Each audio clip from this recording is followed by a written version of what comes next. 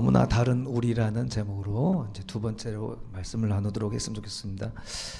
지난주 우리 수요일에 우리가 얼마나 다른 존재인지 옷을 벗고 입는 것으로 설명해 드렸습니다.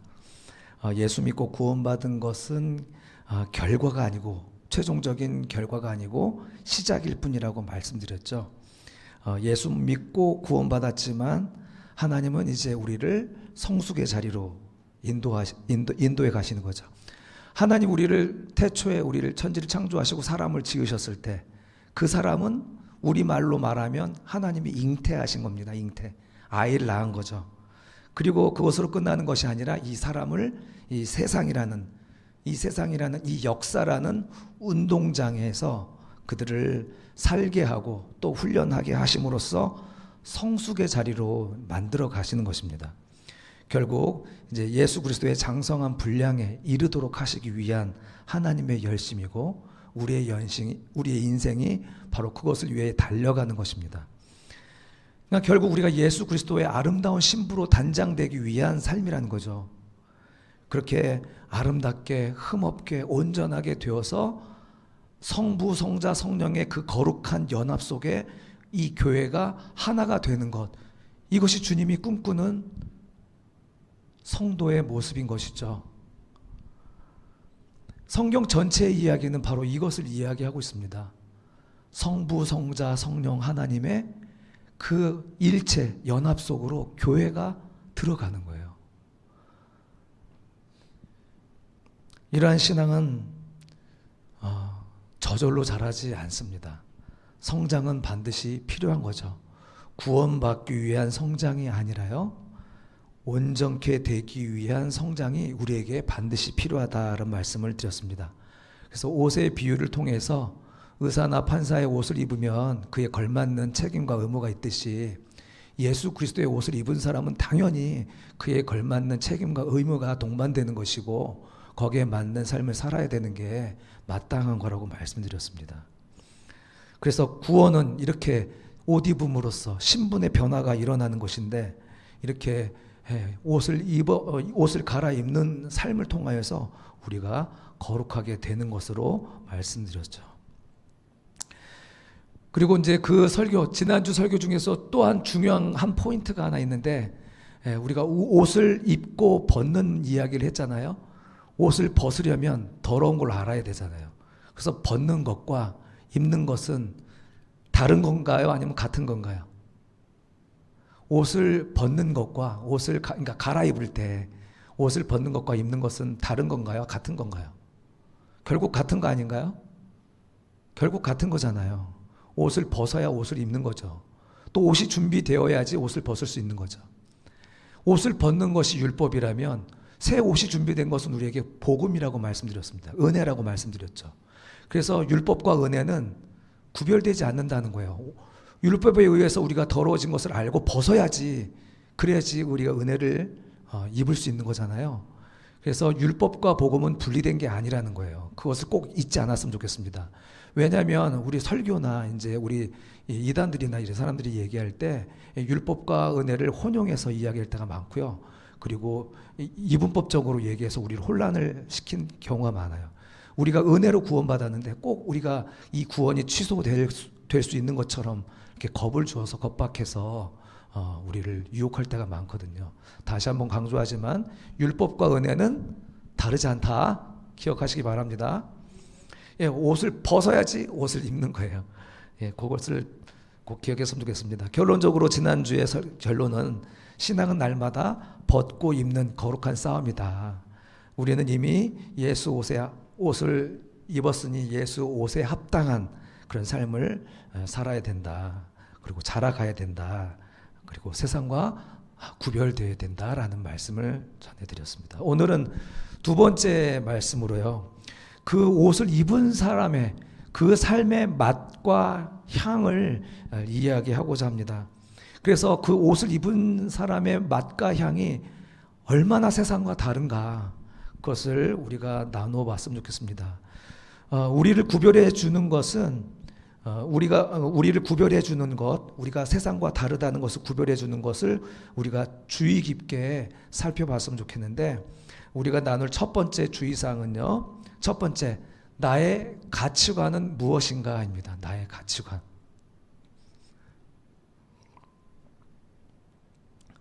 나의 가치관. 여러분, 나라고 하면은 사람들이 여러분을 설명할 때 뭐라고 설명합니까? 나는 어떠어떠한 사람이다라고 할 때 나라는 존재는 어떻게 정의할 수가 있습니까? 우리는 흔히 나라는 사람을 정의할 때 그 사람의 이름, 또 직업, 또 성격 이런 걸 통해서 아, 저 사람이라고 이야기를 하죠. 하지만 성경에서 말하는 나라는 것은요, 내가 가지고 있는 가치 기준의 집합체라고 얘기합니다. 다시 말하면 내가 어떻게 존재했냐면요, 나는요 어릴 때 부모님께 들은 그 잔소리, 수없이 들려왔던 잔소리, 그것이 나를 만들어 가고 있었고요. 또 학교 선생님의 훈계라든지 또 TV라든지 어제 본 유튜브라든지 심지어 내가 무술 뭐 영화나 또 백과사전 이런 것들을 주워 모은 온갖 지식들, 이런 것들이 다 이렇게 믹스가 돼가지고 결국 내가 된 거 아닙니까? 나라는 존재가 특별하게 뭐 다르게 어떻게 그냥 어떻게 존재한 게 아니라 여러 과거의 경험의 총합이 바로 내가 아닌가요?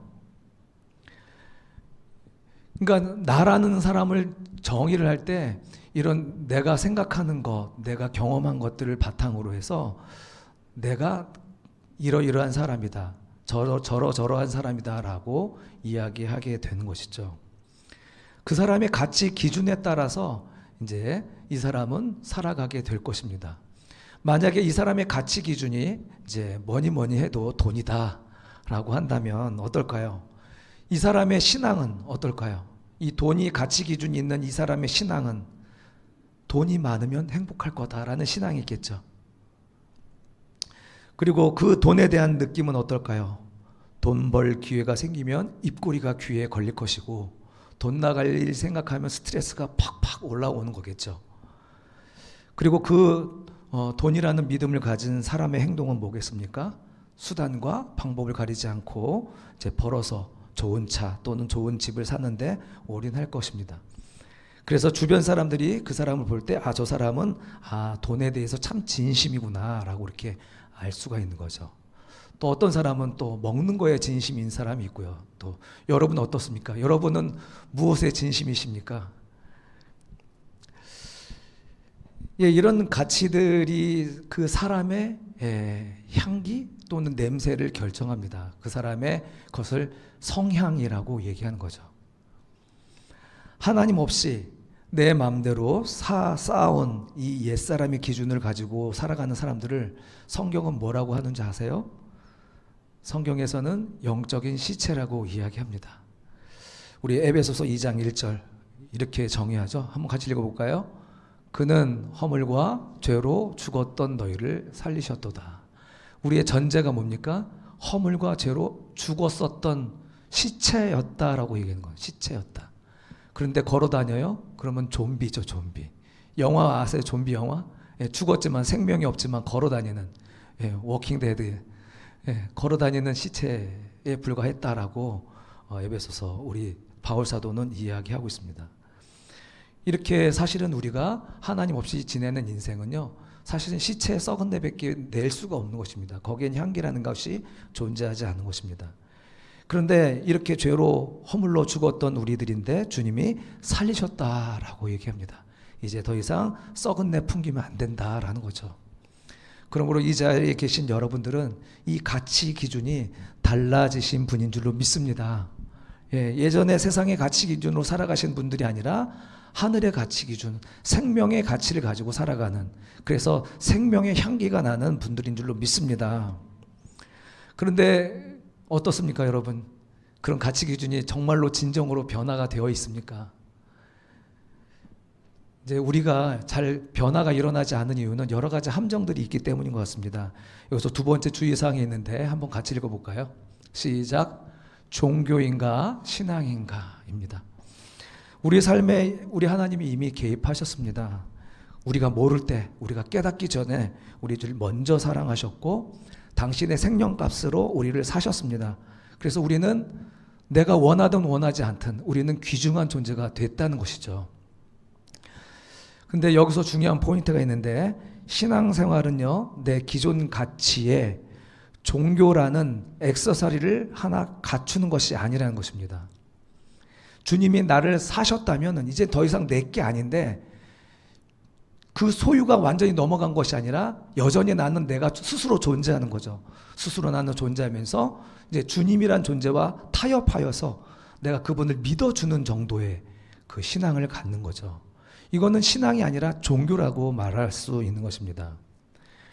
이런 분들 있죠. 나는 돈도 좋고 성공도 좋고 명예도 좋은데 주일에는 좀 교회도 좀 다녀보면서 세련된 그런 종교인이 되고 싶다라는 사람들도 분명히 있습니다. 이 수요일에까지 나와서 예배드린 여러분들은 그럴 리가 없겠지만 이런 사람들이 있습니까? 있습니까? 있습니다. 저 슬프지 않아요. 저 기쁘거든요. 목소리가 이래서 되게 우울하게 들리는데 예. 여러분 이거 지금 말씀드린 거는요, 이거는 신앙이 아니고요, 종교입니다. 종교 활동이라고 하는 것입니다.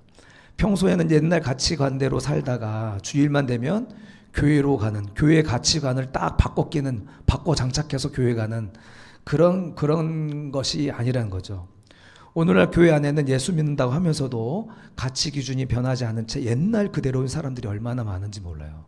내 성격이니까 내 모습이니까 신경 쓰지 말라는 둥 하면서 그냥 옛날 모습 그대로 고집하는 경우가 있을 수 있죠. 교회 열심히 다니면서도 여전히 돈은 돈대로 좋아하는 사람들이 얼마나 많습니까? 구원의 확신이 있다면서도 여전히 명예욕이 있고 권세욕이 있고 출세욕, 지식욕으로 이렇게 충만해 있는 사람들 보기가 그렇게 어렵지가 않습니다. 교회 따로, 가정 따로, 학교 따로, 직장 따로, 예, 이런 변화무쌍한 얼굴이 우리의 신앙이냐? 그건 종교에 불과합니다. 신앙이 아니라는 거예요. 그림으로 한번 이렇게 이야기할 수 있습니다. 크로스웨이 성경 공부에 나오는 책인데, 자, 저게 피자입니다. 피자에 우리 피자 하면 8조각으로 나오죠. 그런 것처럼 저 조각 피자라고 생각하면 저 여러 가지 많은 조각들이 있습니다. 교회 생활도 하고 뭐 식사도 하고 또 금융에 관련된 또 여가 생활도 하고 회사를 다니고 이런 많은 나의 생활의 영역 중에 한 부분이 교회 생활인 거예요. 우리는 혹시 이런 생활하고 있는 것은 아닌가? 신앙이란 게 이걸까? 이렇게 저 밑에 있는 주인공이 물음표를 던지고 있는 거죠. 예수는 예수대로 믿고 나름대로 물질관을 가지고 있고 또 결혼관을 가지고 있고 직업관을 가지고 있다면 이것은 종교라고 하는 것입니다. 종교. 그걸 신앙이라고 하지 않습니다.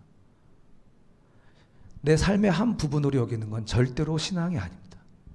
불교나 이슬람이나 유교나 그냥 그런 종교랑 똑같은 종교인 겁니다. 기독교에서 말하는 신앙은 그게 아닙니다. 기독교에서 말하는 신앙은 본질적으로 다릅니다. 한번 두 번째 그림을 한번 보여주시겠어요? 자, 뭐가 다를까요? 아까 그 그림이랑. 자, 저거는 피자 한 판에 여러분 그 밀가루 반죽을 도우라고 아시죠? 도우라고 하는데 그 도우가 저 파란색 전체가 하나님의 말씀인 것입니다. 그 말씀 위에 우리의 가정이 있고 그리고 우리 경제 생활이 있고 우리의 여가 생활이 있고 교회 생활이 있는 것입니다. 이것이 말하는 신앙이죠. 신앙이란 전부이지 일부분이 아니라는 거예요. 그런데 우리는 신앙을 한 부분으로만 생각합니다. 11조도 10분의 1 한 부분으로 생각합니다. 주일 성수 7일 중에 하루로 생각합니다. 여러분 그렇게 생각하십니까? 주의 날, 모두 다 주의 날인데 그 하루를 떼어서 드리는 것은 그것을 우리가 기쁨으로 감사함으로 드리는 것이죠. 11조도 마찬가지입니다. 우리의 모든 것이 다 주님의 것이라는 고백을 10분의 1로 담아드리는 거지 10분의 1은 하나님 거고 10분의 9는 내 거라는 그런 개념이 아니라는 거예요. 일부분으로 삼는 것은 종교이지 우리는 종교인이 아니라는 사실입니다. 진짜 그리스도인은 이처럼 종교가 있다거나 종교관이 바뀐 사람이 아니라 자기 삶 전체가 주님의 것으로 바뀐 사람이 그리스도인인 것입니다. 주인이 바뀐 사람입니다. 주인이 바뀐 사람. 내가 내 마음의 보좌에 여전히 내가 있으면서 예수님을 내 비서로 사용한다든지 심부름꾼으로 사용한다면 그것은 하나님을 모독하는 거죠. 우리는 예수님을 왕으로 모셔서 또 주님이 나를 사셔서 이제 더 이상 옛사람으로 살아갈 존재가 아니라고 성경은 계속 말씀하고 있습니다. 이제 가치관의 대혁명이 일어나야 된다라고 우리에게 계속 말씀하고 있는 것입니다. 과거에 우리가 그렇게 살았다면 이젠 그러면 안 된다라는 것을 우리에게 계속 말씀하고 있는 것입니다. 여러분, 신앙은 일부분이 아닙니다. 신앙은 내 삶의 전부가 하나님의 말씀으로 분별되어야 되는 것입니다. 우리가 운전할 때 내비게이션을 쓰죠. 종교관이 바뀌었을 종교인은 어떤 사람이냐면 내비게이션을 내 인생의 문에다가 내비게이션을 하나 달았다라는 것에 불과합니다. 운전은 내가 딱 하고 가는데 이제 안내가 그러죠. 500m 앞에서 우회전 하십시오. 딱 얘기하면 어떻게 해요? 500m 앞에서 우회전 하고 가면 돼요. 그런데 어때요? 여긴 내가 아는 길이니까 아무리 안내를 이렇게 해도 내가 아는 길로 가는 경우가 많죠. 바로 이게 그러니까 종교관만 바뀐 종교로서의 신앙이 바로 이런 것입니다. 그냥 하나의 내비게이션은 나의 하나의 도움의 하나의 요소일 뿐이지 그것이 나를 주관하고 주장하는 게 아니죠. 신앙이 성경에서 말하는 신앙은 무엇입니까? 주인이 바뀐 것입니다. 주인이. 그런 면에서 이 차에서 내비게이션을 단 정도가 아니라 그냥 운전자가 바뀐 거예요. 내 운전석에서 내가 앉아있지 않고 난 옆에 조수석으로 간 거죠. 운전사가 이제 운전을 합니다. 내가 아는 길이 이 길이 아닌데 그래도 운전사가 운전하는 대로 가는 것이죠. 운전사 마음이죠. 이게 신앙이 바뀌었다. 그러니까 신앙을 이야기할 때 이렇게 얘기하는 것입니다. 가끔 불안해서 핸들을 뺏으려고 하지만 결국 이 차 주인은 이 양반이지 하면서 다시 손을 떼는 연습을 하는 게 우리 신앙생활이라고 저는 생각합니다. 기독교는 여러분 종교도 아니고 삶의 한 부분도 아닙니다. 기독교는 그 자체로 생활 양식이고요. 말씀이 중심이 되어서 삶의 모든 부분에 역사하는 신앙 체계, 신년 체계라는 것입니다. 그래서 목에 칼이 들어와도 꺾지 않는 거예요. 타협할 수가 없는 거예요. 왜냐하면 신앙 체계이고 삶의 체계이기 때문에 그렇습니다. 이것을 꺾어버리면 내 삶은 무너지는데요. 우리의 가치관을 다시 한번 생각해 보십시다, 여러분. 우리가 모를 때, 우리가 원수 되었을 때 주님이 우리를 불러서 자기의 소유로 삼았습니다. 가치 있는 자로 불렀습니다. 이제 우리에게 요구하는 것은 이제 가치 대혁명을 일으키기를 간절히 원하십니다. 이전의 삶의 방식을 고집하면 안 돼요. 이제 그 운전대를 주님께 맡겨드려야 되는 것입니다. 그리고 주님이 인도하는 대로 따라가는 것, 그것이 신앙입니다. 제발 종교에서 머물지 않으셨으면 좋겠습니다. 종교를 한다면 기독교가 아니어도 충분히 할 수 있습니다. 오히려 더 재밌게, 더 보람있게 할 수 있는 종교는 불교가 아닌가 싶어요. 열심히 경배하고 절하고 보람 있잖아요. 후련해가지고 가방 딱 메고 내려가더라고요. 나의 신앙생활의 성패는 내가 어떤 기준 위에 서서 살아가고 있는가에 있습니다. 오늘 나의 가치를 다시 돌아보는, 내가 가치 기준을 어디에 두고 살아가는가를 다시 돌아보면서 다시 회복하고 오늘 주님이 요구하시는 가치 혁명, 대혁명이 일어나기를 주님의 이름으로 축원합니다. 마지막 세 번째 주의 사항은 같이 읽겠습니다. 시작. 믿는 자는 믿는 자의 맛이 나야 합니다. 누가복음 14장 25절 이하의 말씀을 바탕으로 이제 이 말씀을 드리려고 하는데, 예수님이 이 본문에서 보면은 길을 가시는데 허다한 무리들이 예수님을 찾아오는 장면입니다. 아마 예수님을 따라가면 뭐 좋은 것이 생길 줄 알고 기대했던 것 같습니다. 성경에서 허다한 무리라고 하면은 수백 수천 명을 이상을 말하는데 아주 많은 사람들이 예수님께 뭔가 기대하고 쫓아간 거죠. 요즘 말로 말하면 예수님이 아주 정말 꽤 성공한 목회자 같은 그런 모습이었을 것 같습니다. 인기 있는 목회자, 사람들이 막 몰려온 거죠. 여기서 이제 정말 그들을 더 모으기 위해서 또 그들이 좋아하는 말, 듣기 좋아하는 설교를 하면 더 많이 모을 수도 있었을 텐데 주님은 그렇게 좋다고 따라오는 사람에게 찬물을 끼얹어버립니다. 뭐라고 말씀하시는가? 3번이나 말합니다.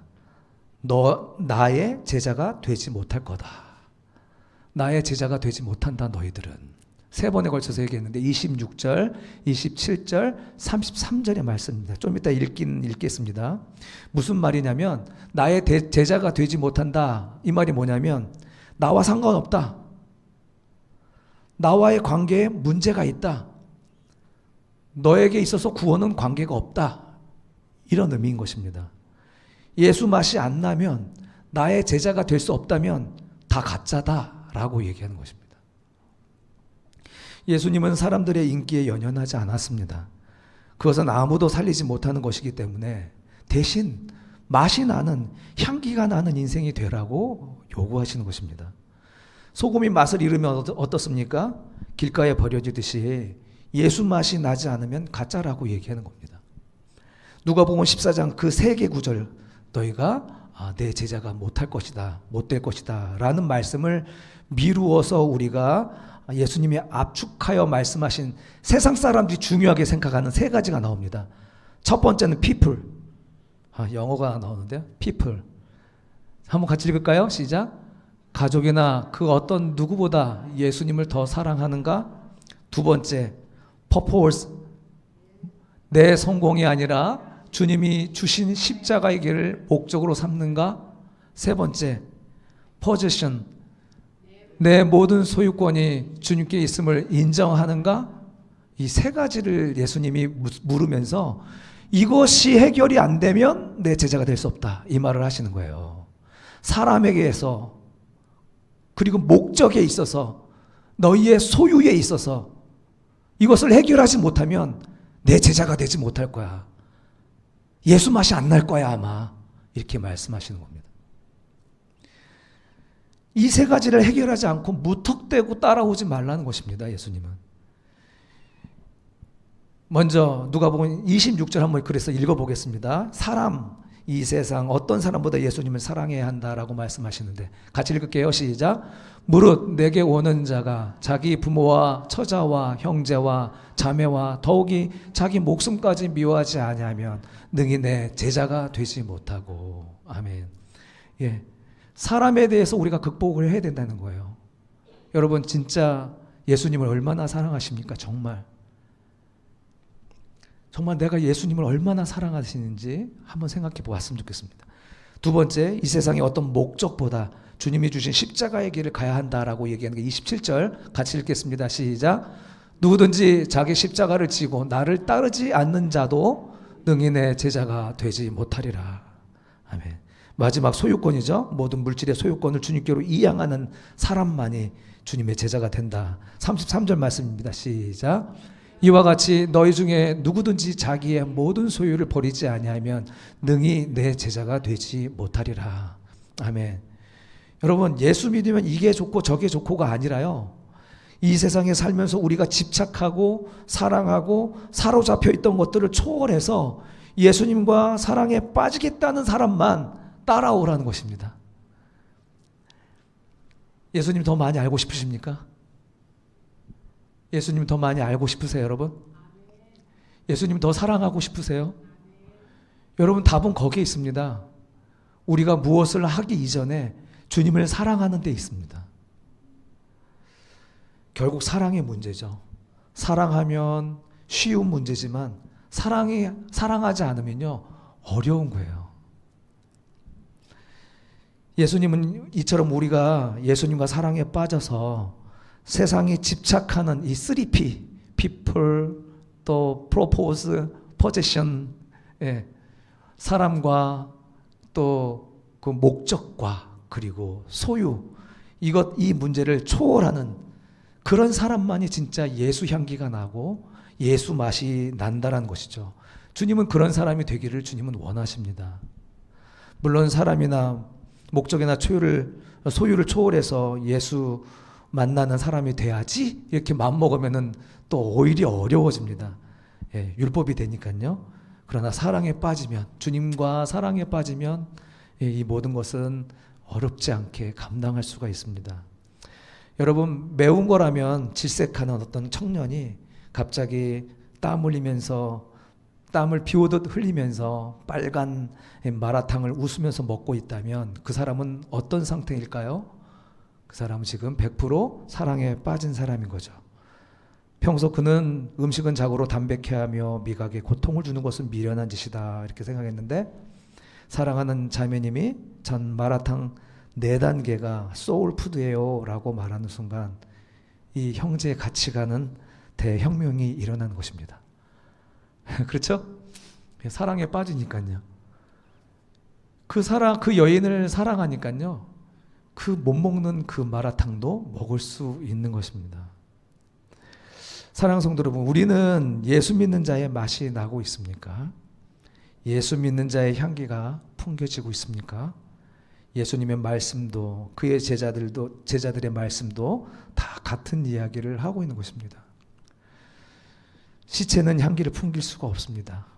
예수 향기는 예수를 품고 예수의 말씀이 그의 삶을 관통할 때 나타나는 향기이며 맛이기 때문에 그렇습니다. 사랑하는 성도 여러분, 우리가 모를 때 주님이 우리를 값어치 있는 자, 예수님 자리, 위대한 자로 신분의 변화를 일으켜 주셨습니다. 그렇다면 이 옷을 입고 거기에 걸맞는 예수 향기 날리는 삶을 살아야 되는 것입니다. 그러나 살아내지 않으면, 그런 경험이 없으면 조금도 자라지 않는다는 것입니다. 신앙생활을 아무리 오래 했어도 이것을 경험하거나 실행해보거나 순종해보지 않으면 결코 자라지 않아 매일 그 수준의 그 자리에 머물 수밖에 없는 것. 이제 말씀을 맺고자 합니다. 사랑하는 성도 여러분, 우리 하나님께서 우리 예수에 걸맞는 그런 자로 우리를 불러주셨습니다. 그래서 예수 향기 날리는 삶은 이제 저절로 되는 것이 아니라 훈련을 통해서 된다라고 말씀합니다. 사도 바울이 에베소서에서 계속 명령형으로 우리에게 명령합니다. 왜 명령형으로 우리에게 말씀합니까? 가만히 있어도 저절로 된다면 뭐하러 명령하겠습니까? 이것을 훈련하고 그리고 사용해보고 경험해봐야만이 가능하기 때문에 명령형으로 우리에게 말씀하는 거죠. 우리는 수십 년간 하나님 없이 살아온 나만의 가치 기준을 가지고 뼛속까지 살아왔던 사람입니다. 그러니 예수님께서 이런 가치 혁명을 우리에게 요구할 때 불편하기 짝이 없죠. 그래서 날마다 훈련이 필요한 것입니다. 조금의 순종도 우리에게 있다면 그만큼 한 걸음 더 전진하는 것이죠. 훈련하지 않았다면 늘 제자리일 뿐입니다. 피해갔다면 언젠가 다시 맞닥뜨릴 것입니다. 내가 감당하고 성숙하기 위한 길에는 왕도라는 것은 존재하지 않습니다. 1학년을 지나서 3학년을 바로 가지 않습니다. 2학년을 반드시 거쳐야 되고요. 2학년 다니다가 내가 학교를 그만뒀으면 다시 2학년으로 들어가서 2학년 갔다가 3학년으로 가야 되는 것입니다. 내가 나이 먹었다고 해서 바로 3학년으로 들려보내지는 않습니다. 내가 내 영적 여정에서 피하고 싶지만 반드시 넘어야 할 부분은 하나님은 반드시 훈련을 통해 통과하게 하실 것입니다. 여러분이 불편하고 내가 맞닥뜨리고 싶지 아니한 내 성격이나 내 상황들 그냥 지나치고 눈 감아 버린다고 사라지는 게 아닙니다. 반드시 통과해야 될 것입니다. 그리고 오래 쉬었다고 해도 다시 시작한다 할지라도 그 문제를 겪고 통과해야만이 우리가 한 걸음 더 성숙하게 되는 것이죠. 나만의 가치 기준을 내려놓는 훈련, 예수님이 내 인생의 주인 되심을 선포하는 훈련은 우리의 생이 모두 끝나는 그날까지 계속될 것입니다. 그러므로 우리의 마음에서부터 예수가 내 주인 되심을 선포하시는 우리 옥토교회 성도님들 되시기를 바랍니다. 입에서 나오는 모든 말이 세상의 가치관, 예를 들어 돈이나 또 불평, 불만이나 남들과 비교하는 비교의식이 아니라 복음의 언어가 되게 해달라고 기도했으면 좋겠습니다. 그리고 말과 행동으로 그 변화를 증명해 내시기를 주님의 이름으로 축원합니다. 혼자서는 쉽지 않습니다. 그래서 하나님은 우리를 공동체로 불러주셨습니다. 우리로 불러주셨습니다. 오늘 본문에서도 너가 아니라 너희라고 말씀합니다. 너희는 서로가 서로를 세워주는 사람들이고 도구란 사실이죠. 한번 옆 사람을 한번 봐주시기 바랍니다. 나의 모난 가치관을 깎아주시는 분입니다. 그러니까 고맙게 생각하시면서 이렇게 말합시다. 살살 해주세요. 네, 살살 해주세요. 사랑하는 성도 여러분, 세상은 종교인이 아니라 진짜 그리스도인들을 찾고 있습니다. 여러분, 우리가 세상과 다른 것은 그들과 선악간의 전쟁을 위해서 그들과 다른 게 아니에요. 세상을 치유하기 위해서 우리가 세상에서 구별되게 다르게 우리를 불러주신 것입니다. 창세기 4, 5장에 요것만 말씀드리고 끝낼게요. 창세기 4장과 5장에 보면 족보가 나와요. 이름, 이게 무슨 의미가 있을까 싶지만 자세히 살펴보면 가인의 계보를 셋의 계보가 추적하면서 치료하는 장면이 나와요. 가인의 계보 중에 에녹이란 자가 나와서 에녹 성을 지어서 자기 보호를 하지만 하나님이 에녹이란 셋의 계보에 에녹을 보내주셔가지고 너희가 쌓는 성으로 너희를 보호하는 게 아니라 여호와가 참된 성이고 참된 요새라는 것을 에녹을 통해서 보여주시죠. 에녹은 죽음을 보지 아니하고 하늘로 돌려간 사람입니다. 또 가인의 계보 중에선 라멕이라는 사람이 있습니다. 라멕은 폭력과 그런 전투와 힘으로 평화를 유지하려고 하는 사람이었는데 하나님은 이 셋의 계보를 통하여서 라멕을 보내주셔서 참된 안식은 전쟁과 힘으로 오는 것이 아니라 노아를 통해서 오는 것이라는 것을 보여주는 내용이 창세기 4장 5장의 족보의 내용이에요. 여러분, 우리가 세상에서 거룩하게 구별되는 것은 세상과 척지기 위해서 거룩하게 구별되는 게 아니라 세상을 치료하기 위해서 너희들이 잘못됐다는 것을 나를 통해서 알게 하기 위해서 하나님 우리를 거룩하게 구별하는 거예요. 그래서 우리를 통해서 세상을 치료하라고. 할렐루야. 그러기 위해서 여러분을 부르신 것입니다. 돈보다 생명을, 성공보다 섬김을, 복수보다 용서를 선택하는, 그래서 달라도 한참 다른 여러분의 삶을 통해서 세상이 예수님의 살아계심을 맛보게 되기를 주님의 이름으로 축원합니다.